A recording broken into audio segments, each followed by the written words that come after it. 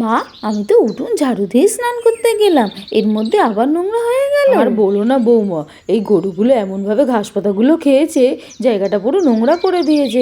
তাই তো এই জায়গাটা ঝাড় দিচ্ছি। শোনো না, তুমি রান্নাঘরে গিয়ে সবার জন্য চায়ের জল বসাও। ঠিক আছে মা। মা, ও মা, কি করছো তুমি? ঝাড়ু দিচ্ছ? শোনো না, আমি পুকুরে স্নান করতে যাচ্ছি, আর ওখান থেকে আমি আমার বান্ধবীকে দেখতে যাব।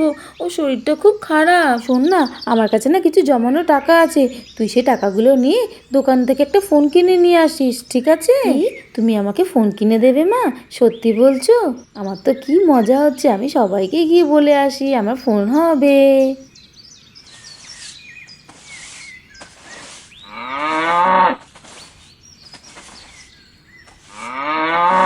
হ্যাঁ রে, দাঁড়া, ঝাড়ুটা দিয়ে দিই, খেতে দিচ্ছি তোদের।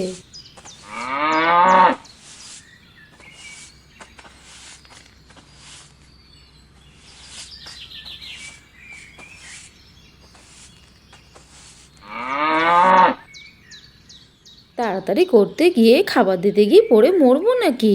দাঁড়া রে বাবা, দাঁড়া, আর ডাকিস না, আসছি।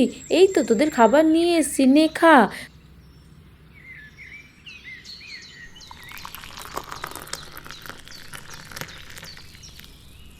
মা, কি হয়েছে? তুমি এখানে বসে আছো আর আমাকে ডাকছো কেন? তুই কি ভুলে গেছিস তোকে গরুর দুধ দিয়ে দোকানে গিয়ে দিয়ে আসতে হবে?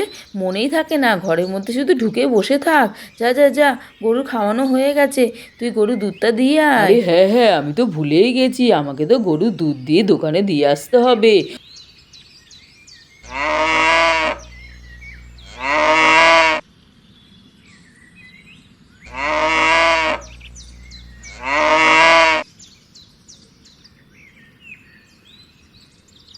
আজকের আমার অনেক দুধ লাগবে, কাস্টমার বলেছে আজকের বেশি করে দুধ নিয়ে আসতে। কমলা, আজকে তোকে বেশি করে দুধ দিতে হবে।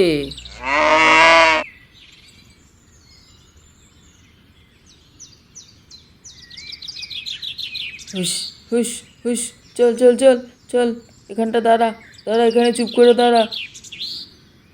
নে, খেয়ে নে, খেয়ে নে, খাবার দিয়েছি, খেয়ে নে, নে খেয়ে নে কমলা, খেয়ে নে।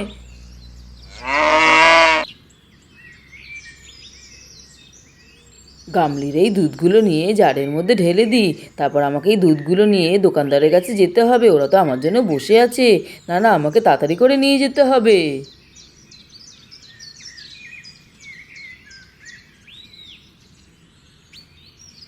চলো, সব দুধগুলোই জারের মধ্যে ঢেলে নিয়েছি, এবার তাড়াতাড়ি করে যাই দোকানদারের কাছে। মা, তুমি এখানে বসে আছো, বসে থাকো, গরুগুলোকে খেয়াল রেখো, ওরা খাচ্ছে। আমি তাড়াতাড়ি করে দোকানে গিয়ে দুধগুলো দিয়ে আসছি। আচ্ছা ঠিক আছে, সাবধানে যাস। আজকে আসতে আমার একটু দেরি হতে পারে, চিন্তা করো না, রাধাকে বলে দিও আমি চলে গেলাম। আচ্ছা আচ্ছা ঠিক আছে।